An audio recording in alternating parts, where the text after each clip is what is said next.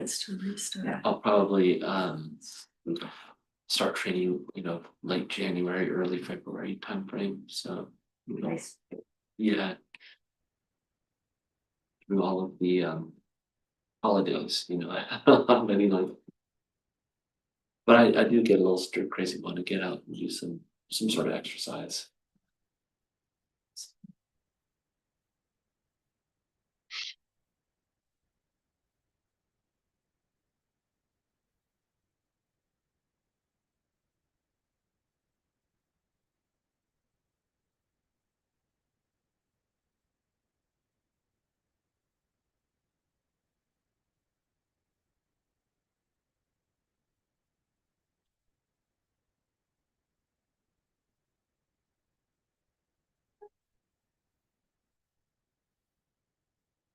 I'd like to call to order the Pleasant Hill Recreation and Park District Board of Directors regular meeting, November 20th, 2025 at 7 p.m. And I see that all five directors are here today. Director Vincent, can you just put the video? I pledge allegiance to the flag of the United States of America and to the republic for which it stands, one nation, under God, indivisible, with liberty and justice for all. Thank you. Go ahead and move to public comment. This item on the agenda provides an opportunity for members of the public to comment on any item within the subject matter jurisdiction of the board that is not on the agenda. There will be opportunity for the public to comment on other agenda items at the time they are discussed. Comments will be limited to 5 minutes per speaker. Michelle, do you have any comment here? No, you're not. No commenters. Let's go ahead and close agenda item 3, public comments. Move to agenda item 4, reports and presentations. Report from the general manager. Yes. Thank you, Chair Tran. Members of the board, I have a written report attached. I have a couple of items I'd like to add. First, I want to thank the city of Pleasant Hill, specifically the staff and council. On Monday, they did pass the second reading of the zoning amendments, which included the creation of our brand new park zone, which is fantastic. And so that will make any future improvements that we do, it'll cut down the red tape and help us move those along a lot faster. And so now we have parks by right. We don't have to have a use permit for our own parks that we own. So that is great news. So that was exciting. I have received in the mail addressed to the board of directors. It's apparently because of AB 2589, it's a California Brokers Compensation Disclosure for public agencies. And it identifies how much we paid in health benefits and how much our broker received as compensation. And so I am handing this out to the board. There's no action to be taken, but I do need to give it to you for your information. So that is for the board, since I received that. Michelle, where's that statement? No, it's just, we received this. We just received this that's disclosed. And so that, it's just about the compensation of the broker. And so per AB 2589, it just requires our health plans and insurers to annually disclose the compensation information. So how much they pay our brokers. And so there's a Q&A attached, so you can kind of read that. So you'll see, like if you read the report, at the information with our contract is we had 73 individuals that were insured, and our premium was $515,000, and the commissions that were paid by Kaiser to our broker was about $14,000. So that's available to the public. How?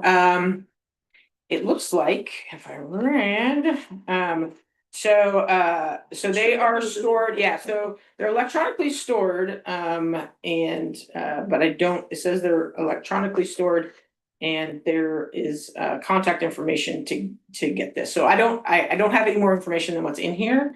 I will be posting this as supplemental information in our agenda folder, so people can read it and have contact for that. So Are these on some percentage basis of No, it's just any public agency is covered, so it is one of those obscure rules that are was enacted at the state level, and so we now need to, it only is related to public agencies, so. Okay.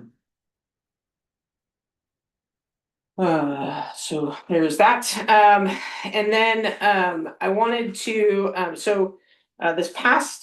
this week, our senior staff attended a meeting with Cafe Costa, and they received a report that the nutrition program, which is the nutrition program we do for seniors, that's 5 days a week.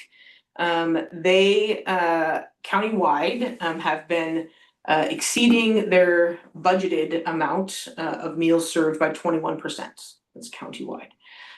So they are looking at a potential shortfall for this budget year.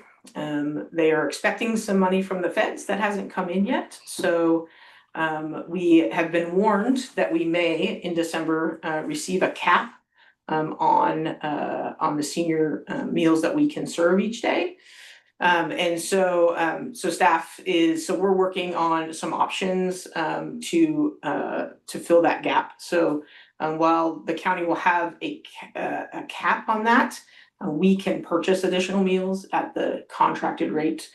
So if this comes to fruition at the beginning of December, I'm starting to have conversations with the city who helps provide some funds for our meals. So we're looking, I just want to give you that heads up. And so we may be coming back to the board to have that conversation more in depth once we understand what that impact is. So, but yeah, so. Question? Yeah, do they have any breakdown of which areas are serving more meals than they had anticipated? Are we above? We are definitely above. So, and so once we have more information, I can do it, but in general numbers, the countywide, they're serving 9,756 meals a month. We serve 1,000 meals a month of that. So we are definitely higher than we were previously. So like we're much higher, and like Clayton's 5% above. So it definitely changes. So, but of the 9,700 meals, we're serving 1,000 of them. So we're we are a pretty heavy user here at the senior center. Are there any that are underserving so that, the population could shift a little bit?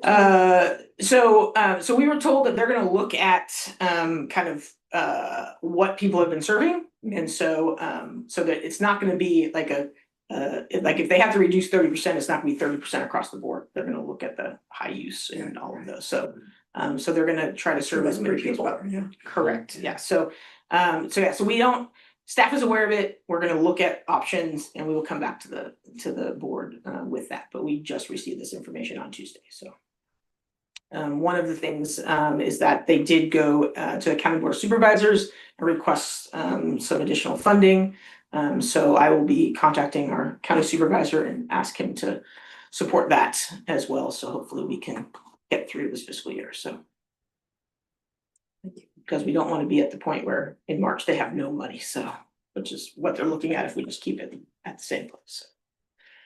So we're feeling some impacts there.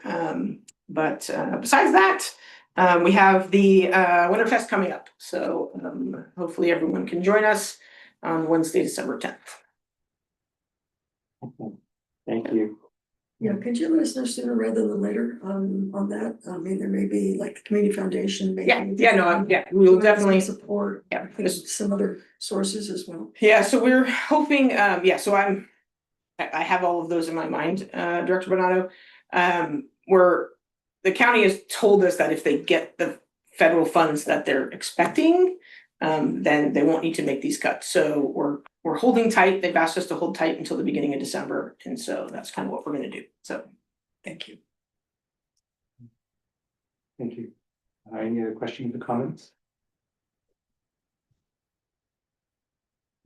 Seeing none, we'll go ahead and close agenda item 4, then move to agenda item 5, consent calendar.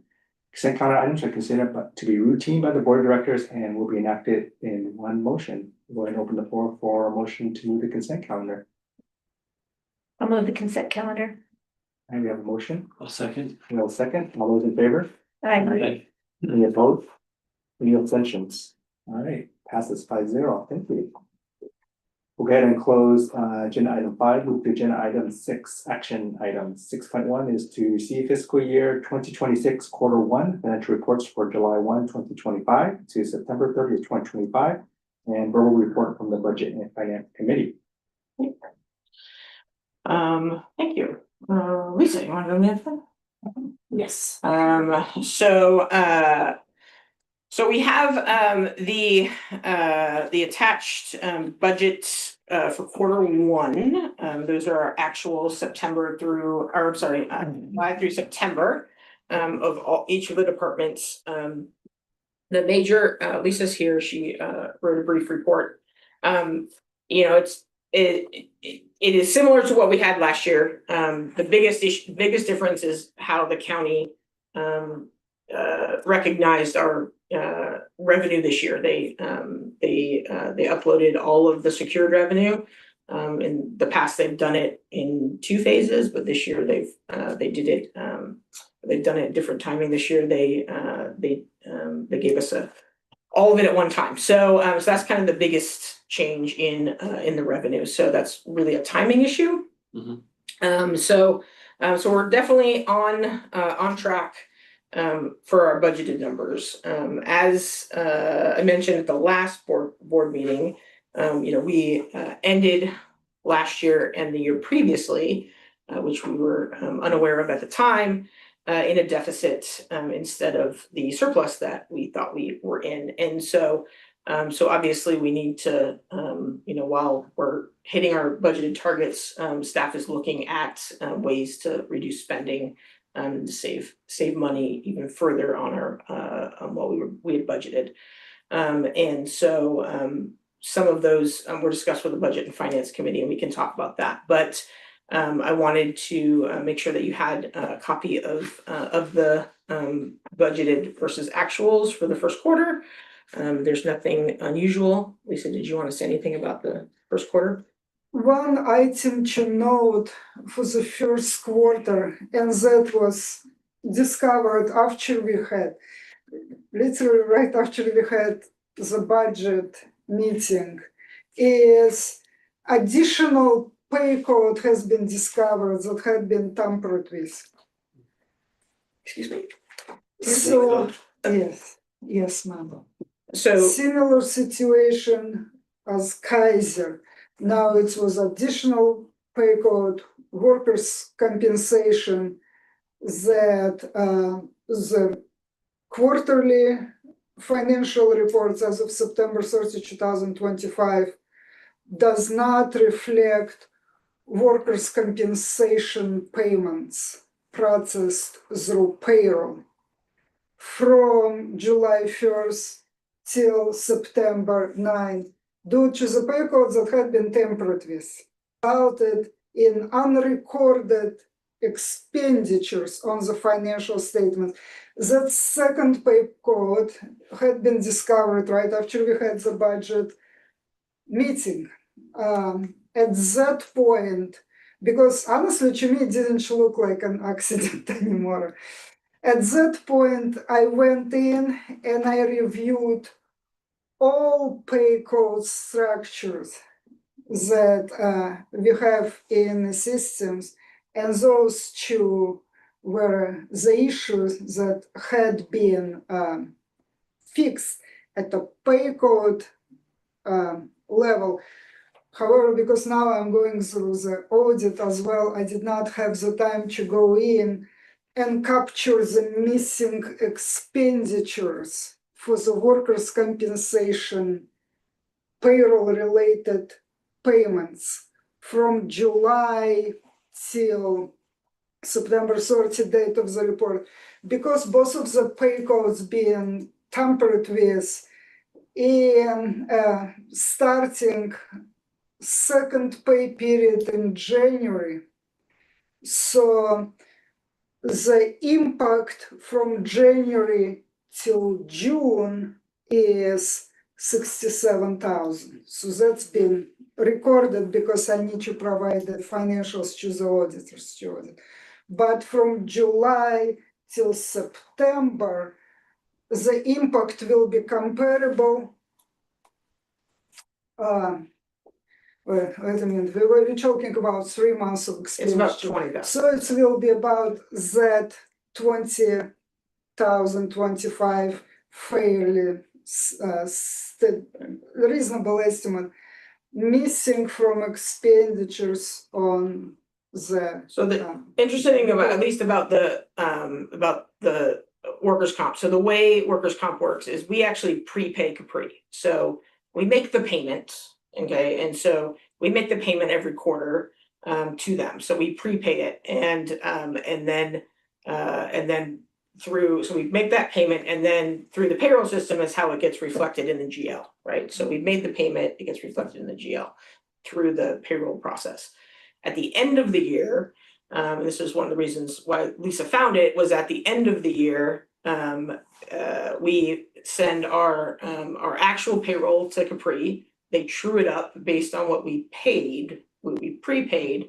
And if we had more payroll than we estimated, then we owe them a little more money, or they give us a credit. They gave us a $20,000 or $19,000 credit from last year.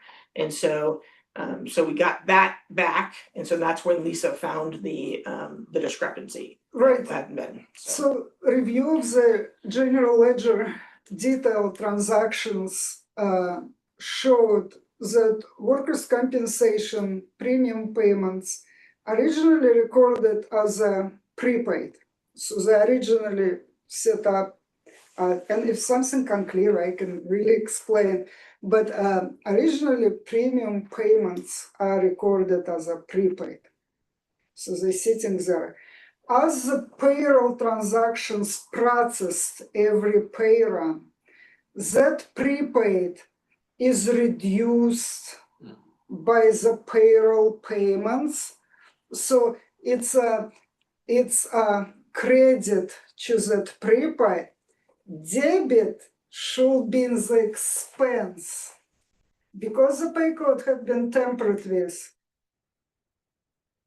these reductions of the premium with a correlated expense are gone from the financials as of the second pay period in January 2025. The activity stopped at the same payroll period that happened with that Kaiser missing expenses that had been accounted for.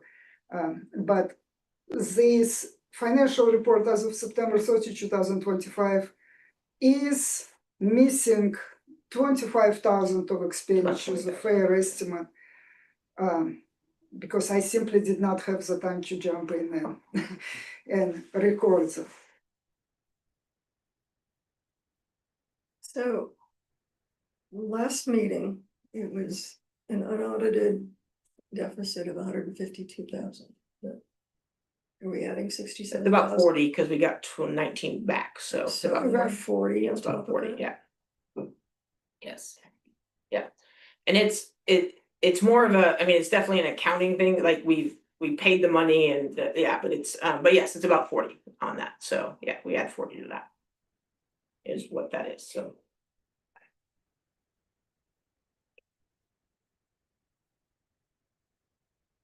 So just because my brain is very simplistic. Yes. So I'm hearing terms unaccounted, Yes. tampered, Yes. missing. How am I to interpret that? At literal value, that's how to interpret them by definition in the English language dictionary. So regarding the pay code, it had been altered to remove the expenditures from populating the books. Regarding the expenditures, because of the altered pay code, the expenditures have not been recorded on the books, so the books are incomplete for that expenditures. Well, I'm sure you're concerned about the use of the word because I don't know that it wasn't accidental. Yeah, To me, it did not look like an accident. Like at first, with the Kaiser expenditures, my way of thinking, my pattern of thought was, okay, maybe Humana new vendor came in and they tried to set up a new vendor accidentally. Yeah, Revised so Lisa, by- Lisa believes that it, you know, so she thinks that it had to be done intentionally. I don't necessarily share that. I think, a previous, finance manager had some attention to detail issues. That I was working with them on other things, and so, of course, this is a pay code issue that I wouldn't see, or it would never, there was no reason for me to do that, so. I don't know when he was changing tax tables and other things, you know, if it got missed. So, I mean, there is no evidence other than Lisa believes that it was, you know, that it was something that shouldn't have been missed. But it was missed. We have fixed it. She has looked at all of the pay codes. So everything, I mean, it's odd that it's just those two. And so that's, you know, kind of where we're at, so. I'm struggling with trying to figure out what motive would be. I mean, other than trying to make the books look better than they were, you know, so. That was the only thing I could think Yeah, of, I mean, is that, you know, yes. I'm trying to think of, Yeah. I don't disagree Right, with, I mean, Right. to me, it's a little, you know, I Yeah. was trying to feel like there was That's what malicious. service- Yeah. I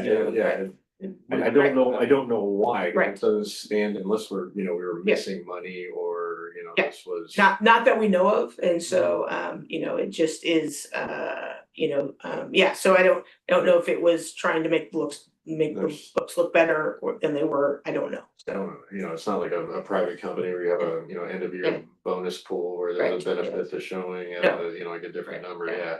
To me, it kind of screams of incompetence Yes, more yes, than Yeah. anything, but I don't dismiss the fact that. Well, It my was- yeah. question to Michelle was specifically, did you have a good relationship with your prior finance manager? That's exactly what I asked, Mhm. right? But at the end of the day, I mean, currently, the pay codes have been fixed. and I Lisa still doesn't have, need Lisa to doesn't have the report- same attention to detail issues, so, we will, Good. so. So moving forward, Yeah. it is fixed. Lisa's very attention to detail. We won't have similar issues. So, yeah, and so that is, you know, so moving forward, you know, so that is what that is, so. So that- Well, I would think that if there was a missing posting. Yeah. That it would become evident over the 6 months that this was occurring. During the true up. Well, I mean, True up. so, Just in our looking at the comparison with our expenditures from one year to the next. And yeah, that's how it was. that's how it was, that's how it was originally originally identified. depicted. Yes. So yeah, so it was identified as like, wait, the Kaiser isn't matching up. So that's how it was originally identified. You know, we don't look at, you know, necessarily line by line, you know, the workers' comp is spread over everybody, and so it's a little amount. It's not something that, you know, it's $100,000 for all of our budgets, you know, and so. Kaiser's are much bigger. And Kaiser's much bigger, yeah, and that is a much bigger thing. You know, part of it was the timing in which our previous finance manager left. So when he left, he did the 3-month, which was, you know, no one really would have noticed at that point in time. And then we didn't, you know, because it's a smaller amount, it was 1 quarter, and then he left right after that. And so we didn't get the year end until Lisa came in September, right? So that was when that was caught. And so, you know, you were right in that if we were getting those reports a little quicker, then yes, but we had that gap, and it just is kind of a timing issue this time, so. Yeah, it's unfortunate. But we're moving forward and we're fixing it, it's fixed, so. So just and then so it sounds like accounting issue related to whatever intent, competence, whatever it may be, and not issues in and around any funds being actually missing. I just want to make sure that I'm clear with that. Correct. Yeah, the funds, the actual funds, if you talk about just money, right? They are in the bank, they were supposed to be, but the expenditures are missing from the financials. So it's And to go in and it's a report it. paper thing, counting thing, yes. I just wanted to be clear, Yes. because that the words used Right. sort of trigger things in my mind, so I just wanted to be clear on that. Yes. Thank you for asking. Well, I just wanted to be sure so that the different Yeah. responses or actions Right. I would sort of have. So we've audited the bank balances, Yes, the reconciliations. yeah, we're the reconciliations, so yeah, so we're confident in that, so. But we're, yeah, so we're looking at fund balances as well, so just the things that didn't get shifted or all of that, so we're still working through that, so.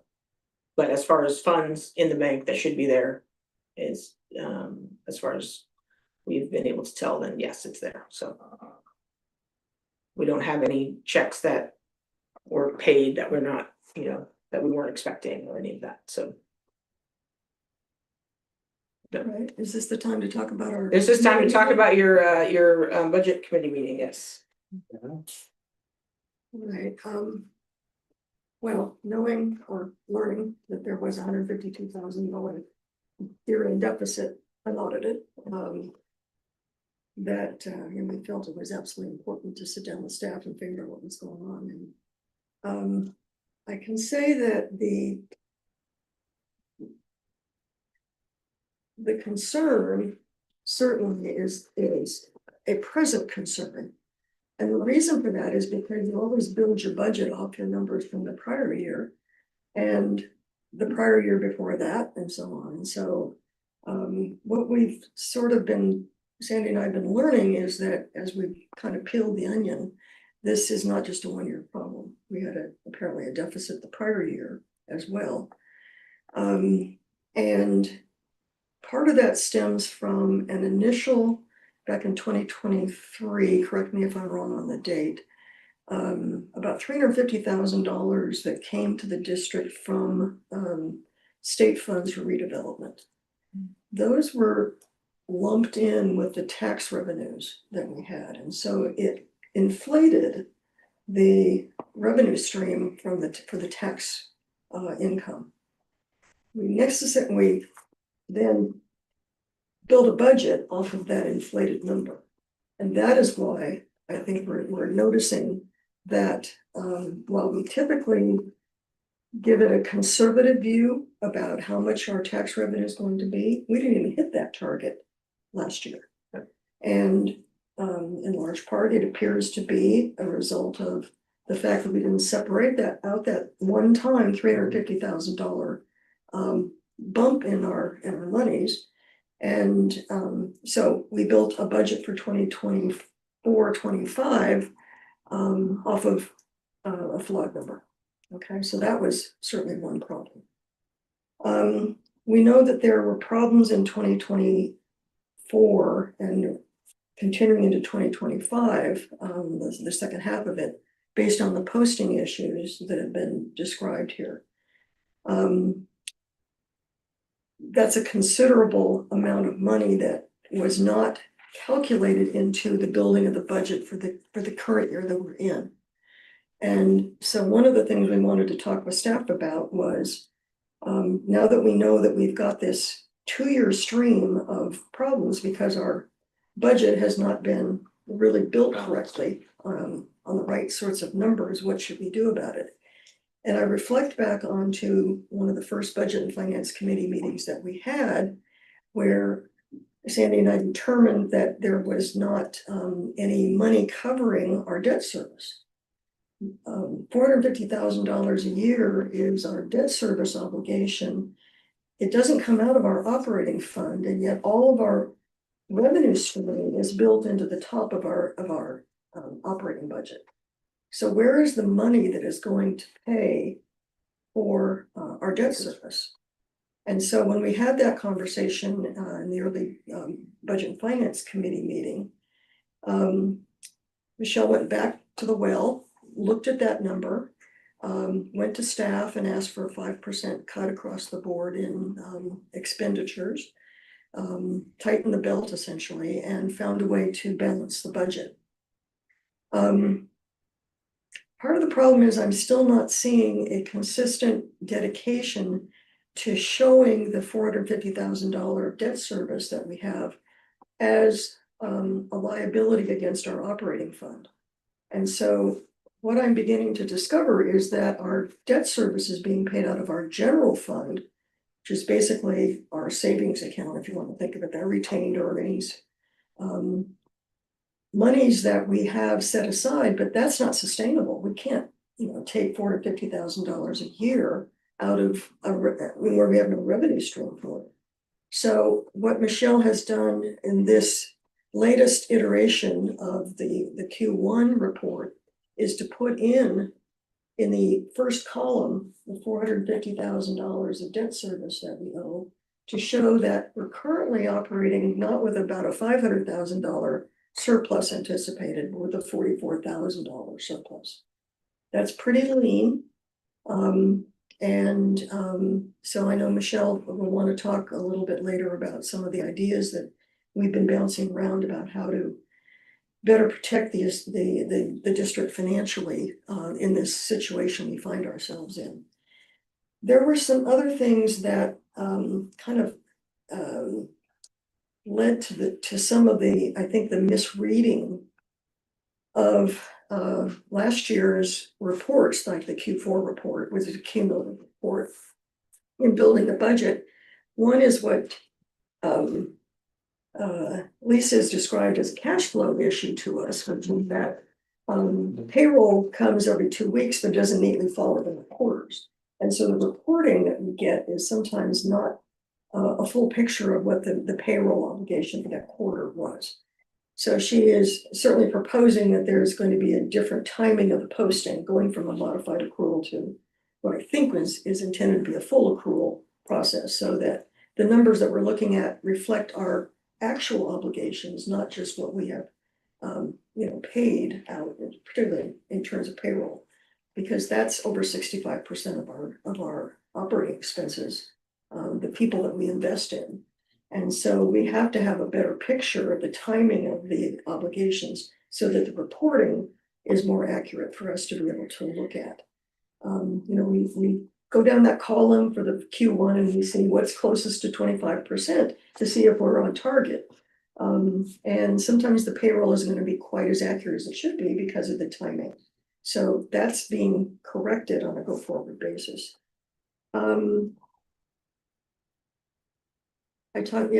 It's been talked about the posting of the medical benefits. And, I mean, that was just wild. That's just absolutely wild. So we've got these, whether our current budget needs to be examined sooner rather than later. Staff is recommending that we wait until Q2 till we have the numbers in for the first 6 months of the year in order to look at it. I'm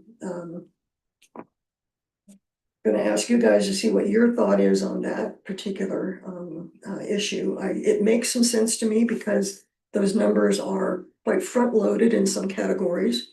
But I do think that we could also look at our ongoing operating expenses that are not the skewed ones in that regard, and look at them perhaps sooner rather than later to make sure that we are doing everything that we can to make sure we end up in the black this year, including our debt service amount. So anyway, my sense is that we should have that conversation a little sooner than later. I do have to applaud staff that was in the room during our committee meeting, because I did ask them at the end of it, what reaction they were getting to this news that, we were had 2 years now consecutive of running in the black. I said, excuse me, in the red. I said black before, I apologize because I mix them up sometimes, but running with a deficit.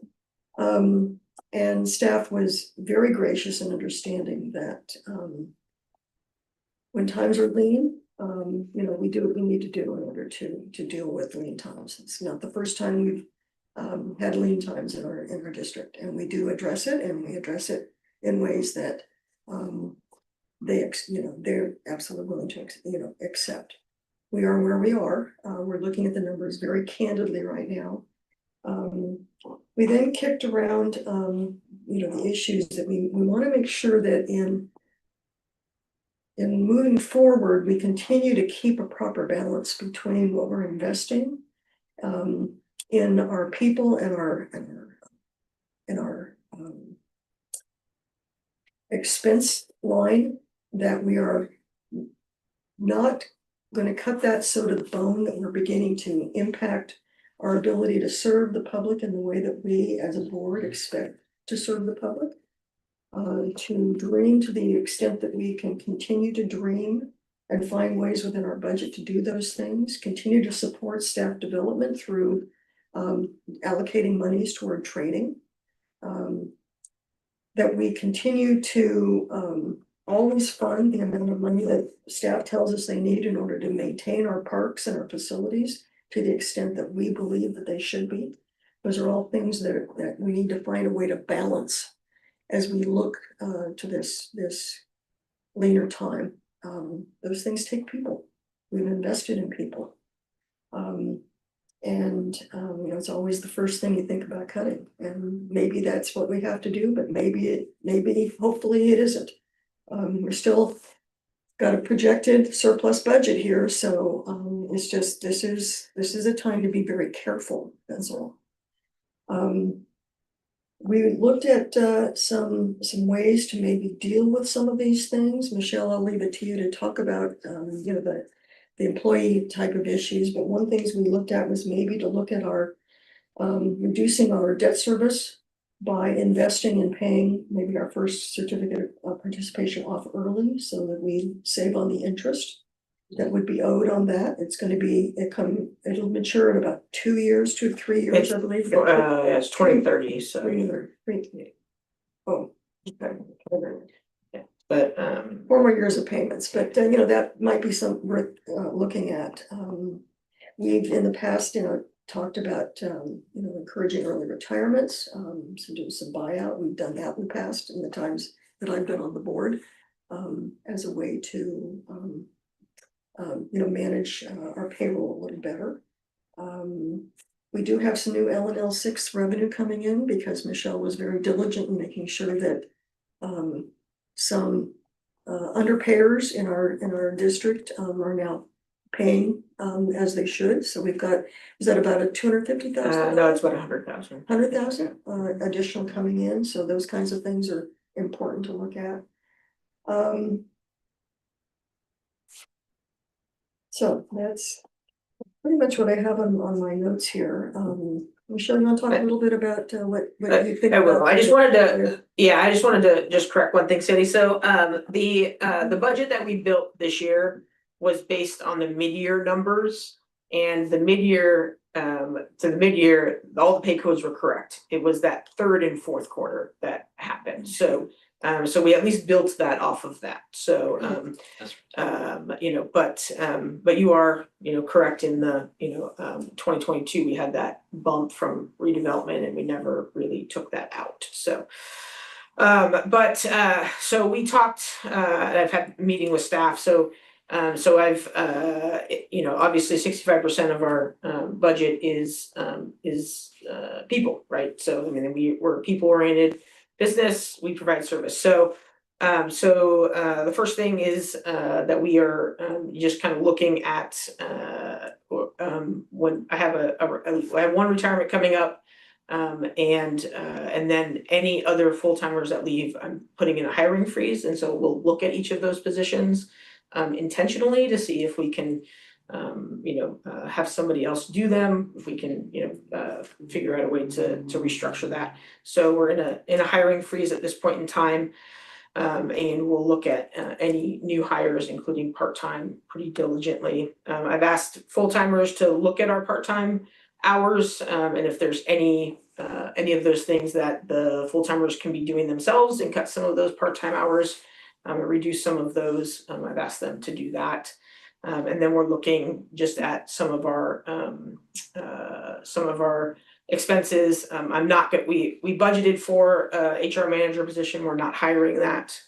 So that will be a savings, a significant savings, from the budgeted numbers. So we're, so we're doing all of those things. I've met with staff, they're looking at their budgets and, kind of supplies and things that they can do, that they might be able to reduce, either reduce expenses and or wait on some expenses, things that we might have replaced this year. If we can get another year out of them, then we'll do that. But all in all, I think staff is taking a pretty diligent look at not only expenses, but also the revenue side. So one of the things that we did this past year, the marketing team did, is they actually went from 3 spotlights to 2. So that'll save us on some expenses that we had. But what it does is it makes it so that, we only have 2 registration periods now, right? So, well, actually 3, because we have the camp one. So it's taking a little bit more effort on staff's part to make sure that they promote their winter classes, right? So we're doing some of that in diligent in looking at, are there programs that that maybe aren't going, like, they're not meeting their minimums, that sort of thing. So staff's looking at that as well. So staff is recommending to go to the budget committee in December with an update. And then when the board looks at the mid-year, make some mid-year adjustments is why we're looking at mid-year. So.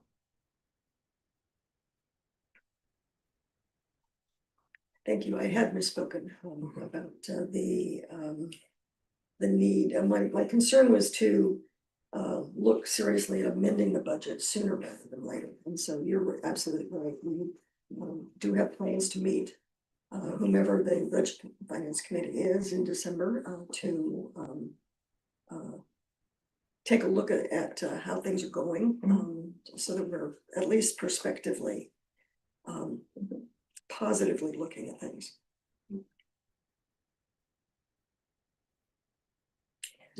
We did have some discussion also about CIP issues, but maybe we can circle back to that. Yeah, that's not on the Have agenda some tonight, so yeah, conversation. okay, we'll put that on the agenda after our next budget meeting. Other questions?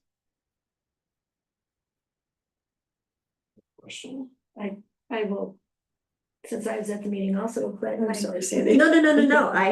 You summarized everything very well, and I was going through my notes, so I don't have anything to add, except that it was a very robust discussion.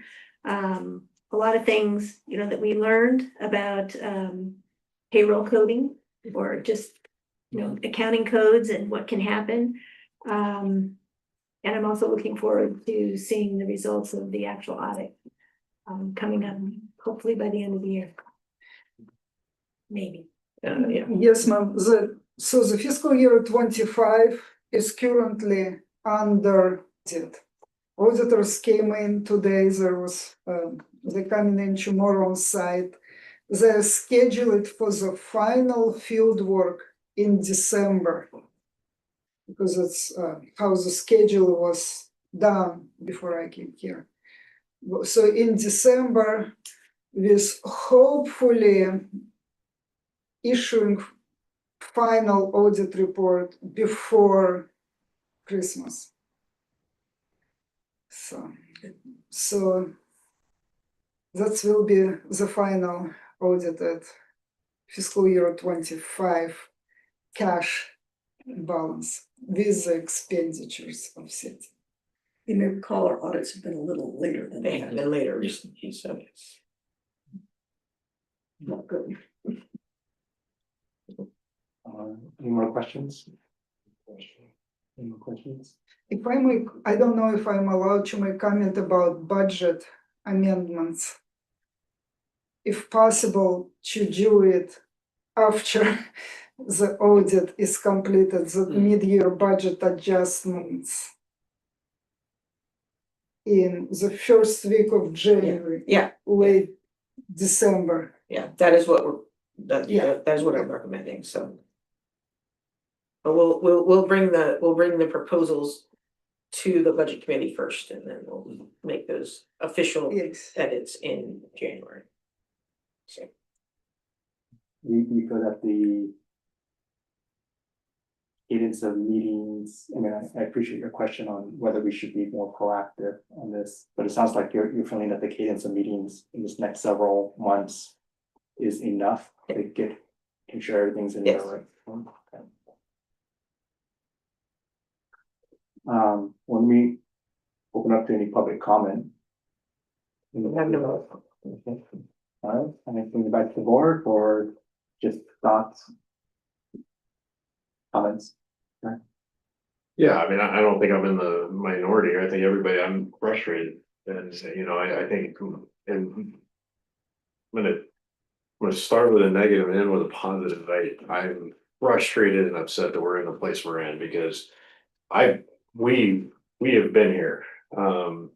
And quite frankly, a worse situation where financial decisions, at least in my opinion, like were not made that should have been made prior to us coming here. And then once we came here, you know, we had to make some tough decisions. And this is giving me like flashbacks from those. They were not fun meetings. Luckily at the time, we got, you know, two of the staff people here were there then, and, you know, we had good interaction with the team and the team understood, but it's frustrating that we're here not because of anything wrong that we all did. And that's frustrating, but that being said, hopefully we leave this conversation as a positive that we, you know, I would like this communicate. I think it's important to communicate what has transpired, at least in our last two meetings, is a positive thing that we have greater oversight of these, you know, procedures, and we found out a few things that we didn't, that, you know, weren't, there were more just incompetencies than anything. And, you know, now we're going to, you know, get these numbers right. And so that is a positive, but I didn't want to, I'm thankful to the Budget and Finance Committee. I'm thankful to staff. I'm also, most importantly, I want to be thankful to the overall staff and the Rec and Park team, because, you know, this is the one, they're the one, I mean, this is gonna hurt everybody a little bit. And so I'm happy to see that everybody's coming to the table. I hope that continues. And I hope that they understand, you know, our appreciation for that as we move forward through this, because could be some tough meetings. Anyways, thank you. Thank you. Comments?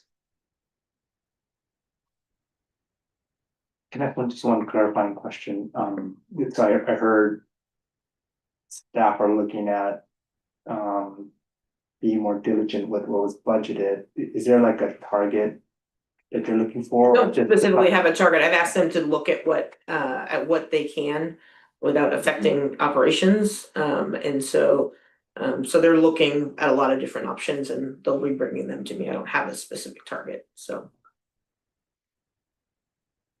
I think one of the things that bothered me the most was not recognizing, and shame on me if I should have, that our debt service was being not covered by our operating revenue. A $450,000 hit that had to be paid. It wasn't being paid out of operating. It wasn't being paid out of Sandy, the reports we got said it was. And so that we were all, none of us had that information. And what happened was that, you know, from 2023 audit, the audited numbers weren't updated in Springbrook. So we were working off of numbers. I'm sorry, 2022. So yeah, the 2022 audit. So basically what happens is after the audit, the auditor gives the finance manager the audited trial balances, and then they are supposed to make those changes, so that it matches the audit. That wasn't being done. Yes. And so I am not a finance manager or an auditor, and so, you know, and then, so basically, so we all thought around this table in the staff that the numbers we were getting out of Springbrook were that it was being covered. So, Yeah. so that was the issue. And it was that the audited numbers were never trued up with Springbrook. So I don't want you to, you know, say that you missed something because you didn't. Yeah, there Yeah. would be no leakage, you know. Yeah. Except that at the first budget meeting, our committee looked at the numbers and said, debt service isn't in here. Right. And the then finance manager Right, yeah. went off and put them Right. in. Yeah. And it made a huge difference. Right. Obviously, it made a Yeah. huge difference. Yeah. I just want everyone to know that the mountain we're climbing is, and staff is, you know, to come up with numbers that at least show us a $44,000 budget surplus after including $450,000 of debt service in our current revenue stream is phenomenal. Yeah, so we're working on that, but That's a big number, Michelle. no, it is, it's a big number. Yeah. But we, Well, I'm trying to give you kudos for being able to work that. Yeah, I'm astonished to still pull through operations. It's impossible being done. we got a good team with us now. I'm confident in Lisa. And so, and I know more about finance than I ever did. I might be able to become a finance manager somewhere else, but not that I'd ever want to, trust me, but like my eyes glaze over when I have the debits and credits and all of that, but we'll right the ship. And say it's been righted, we'll, you know, make sure that that we have a larger surplus than we anticipated. Can I ask, the deficits now that they're, for the prior couple of years, they were paid from.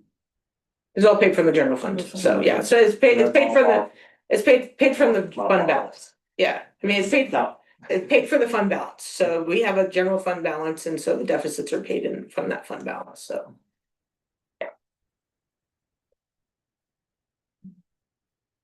Just in lay speak, in prior years, when we would have a surplus, considerable, you know, $300,000 surplus or something.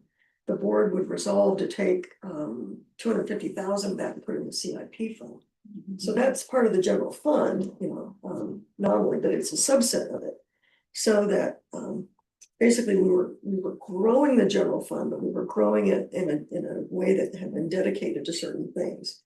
So when we're starting to take the $450,000 debt service out of the general fund, we're not taking it out of the CIP, we're draining down the general fund overall in a way that I didn't ever spot.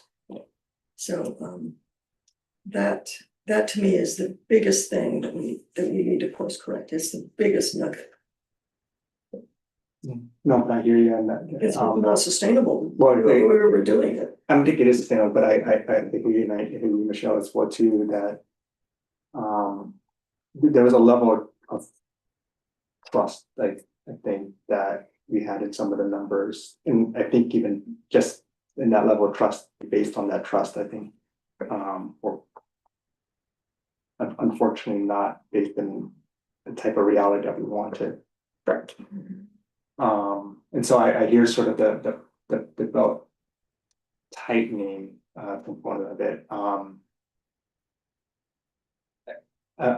a little worried that we're not sort of aiming for a target of tightening. The way that you sort of phrased it was, you know, keep current operations, but we made decisions on the operations based on numbers that we had trust in, right? And so I'm not clear, at least in my mind, whether current operations is the correct framework that we should be operating in. And I'm not saying it is, I'm saying I haven't given the staff a target number. I've asked them to look at what they can do and how, if they, you know, if they make some cuts, what that will do to service. I haven't gotten that back from staff. Okay.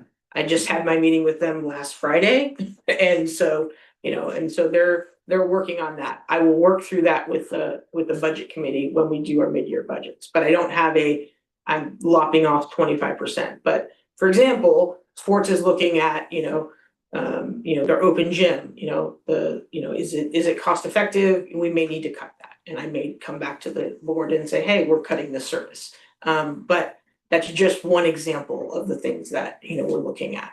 But I can't, you asked the question, do I have a target? And I don't have a target at this point in time. So, but I'm gathering that information and I'll come back and let the budget committee know, and then the board. Yeah, those expenses certainly need to be looked at, and that's what staff is doing. But the reality, and as Michelle has already pointed out, the lion's share of our expenses is those people. Payroll and benefits and and retirement, helpers.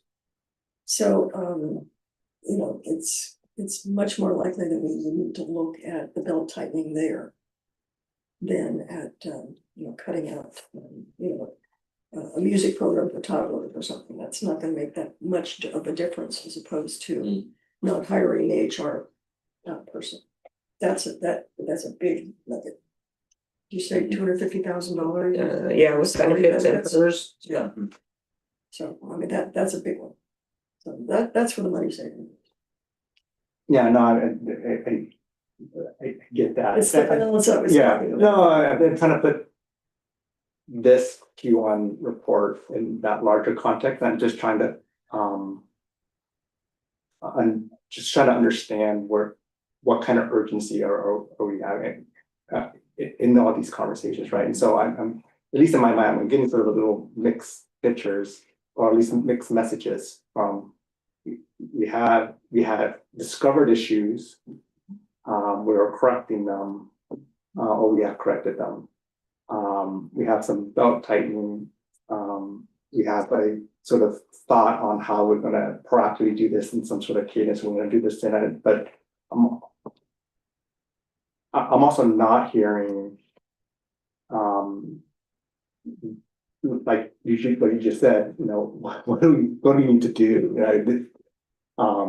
So if it's we got to look at people, and that's not the message I'm hearing, right?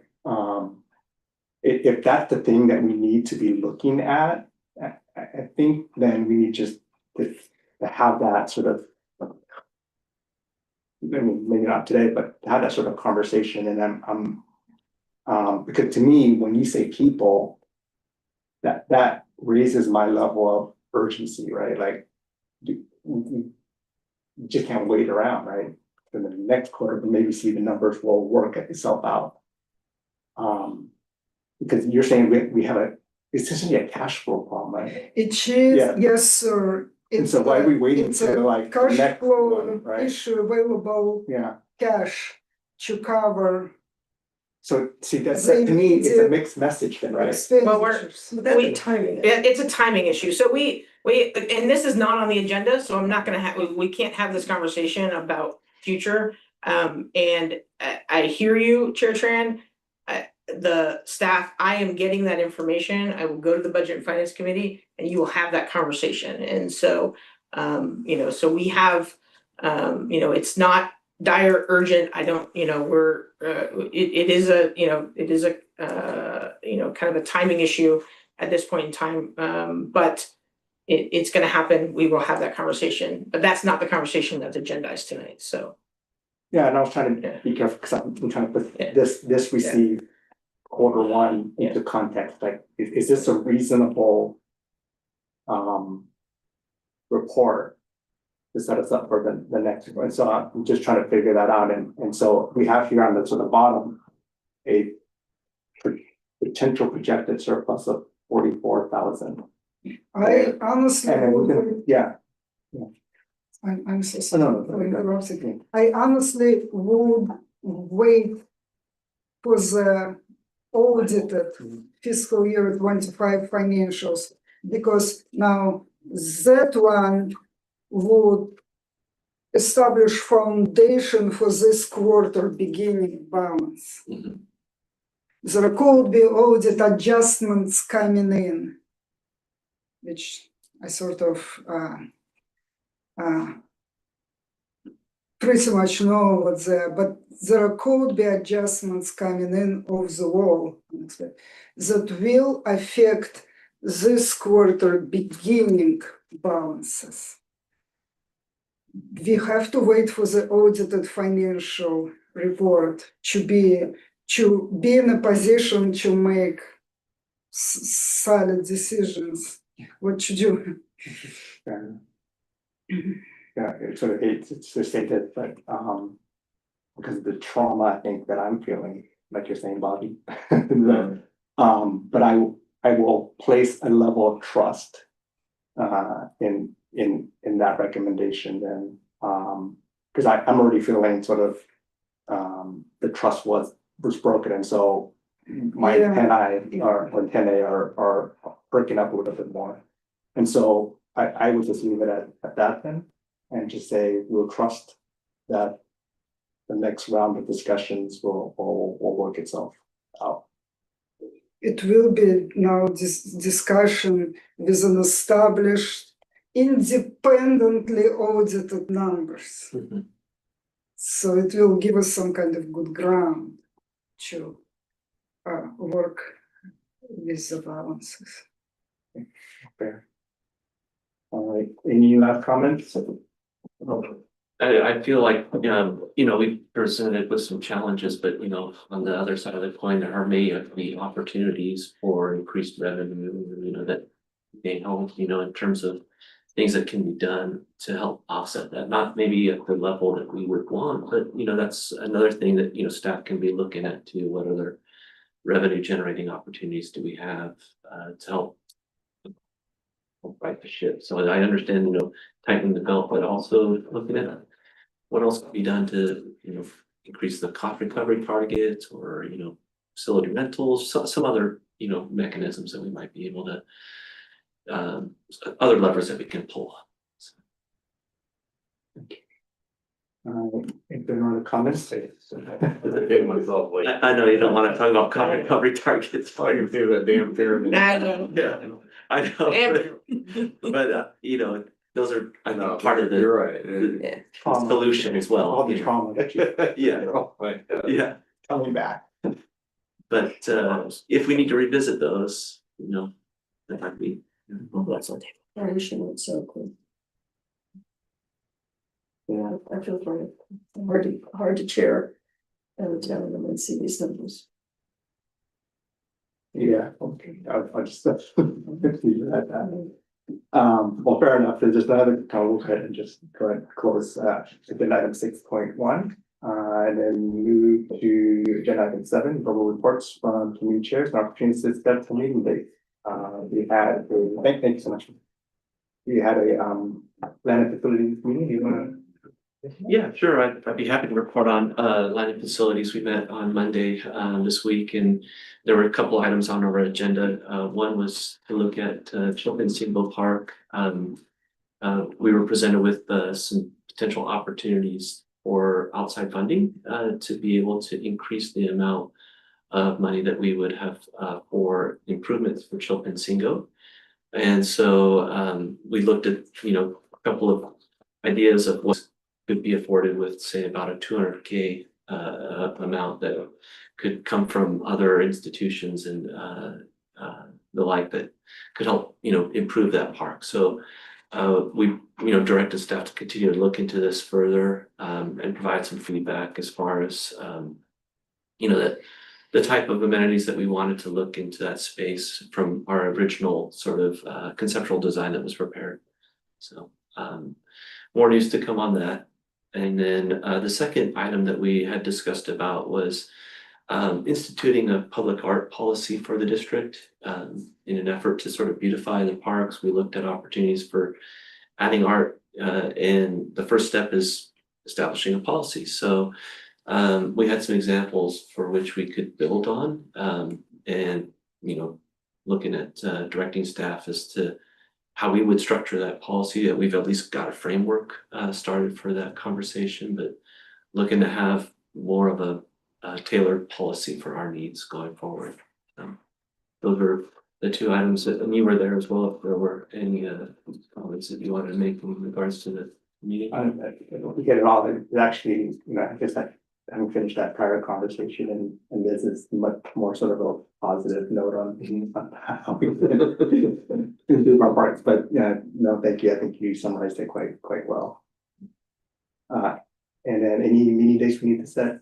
Well, there was something from Budget and Finance, and it's the okay, yeah. CIP discussion that we Yeah. had, our second agenda item. Yeah, But you say that's going to be agendized. yeah, we're We can have agendized that conversation feature, later. yeah, because we needed to come back to you with some information, so.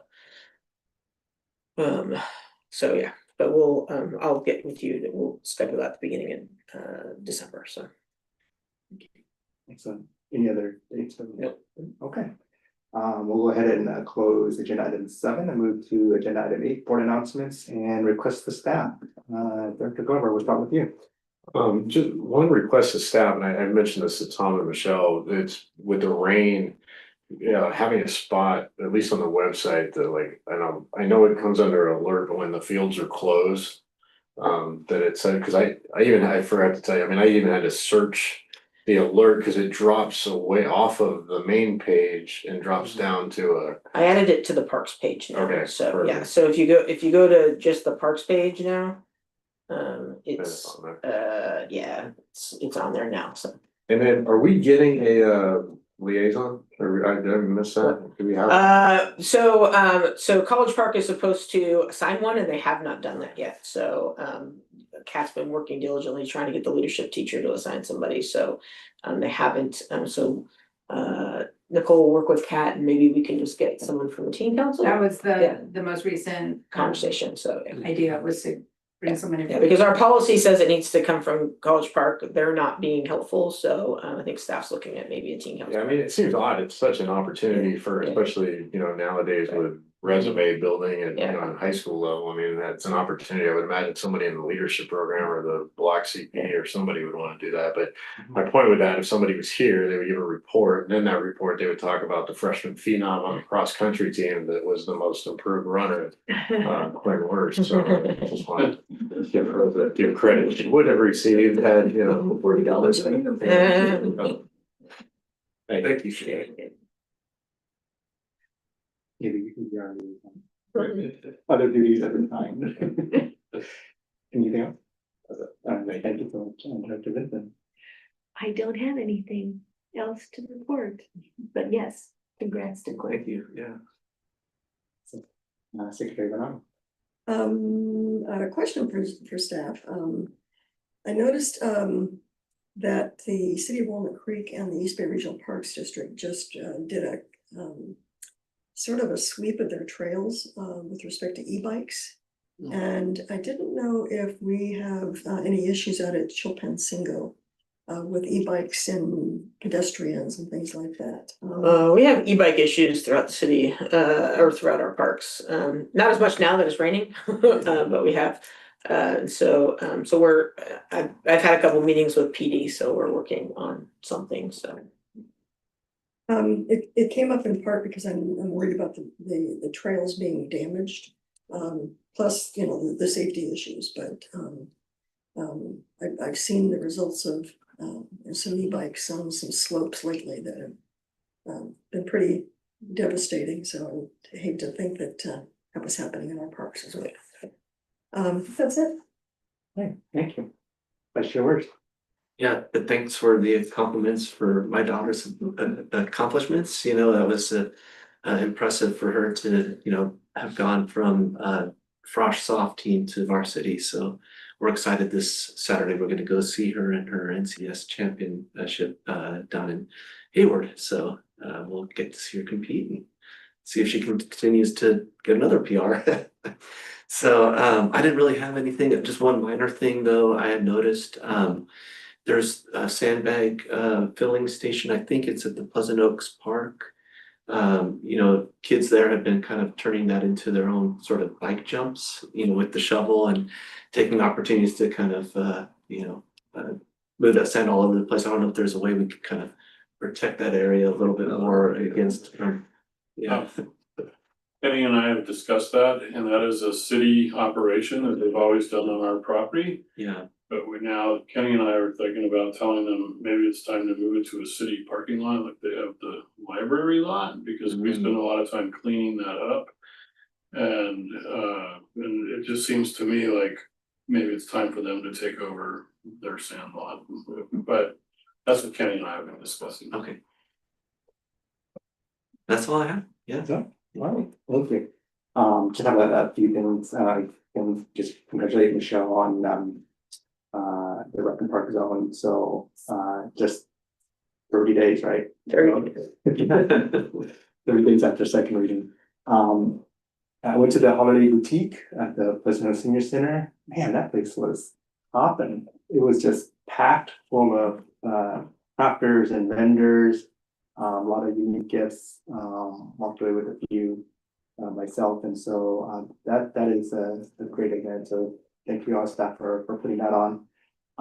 Had an opportunity to just kind of hang out at Pleasant Hill Park in the last several weeks or so, just kind of observing. And I'm just amazed at how many different groups of folks use the park. And so I spent some time, just like hours, just sitting and watching, and then watching the different groups come by.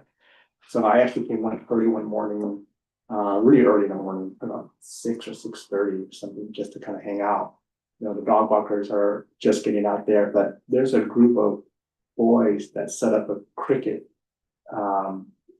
game, and they've done that for several weekends. I've been out there. They just play cricket for a while, and then they're done with the fields. And then the softball guys come out, start playing their softball game. So you just kind of see this cycle through. And so just amazed at how welcoming our parks are, and how used they are. So just congrats to staff for making sure our parks are well kept, kept up, or well maintained, so that lots of different people can use that. So thank you for doing all that. I will end this meeting with a quote from John F. Kennedy, just in celebration of our upcoming holiday. So this is a Thanksgiving quote.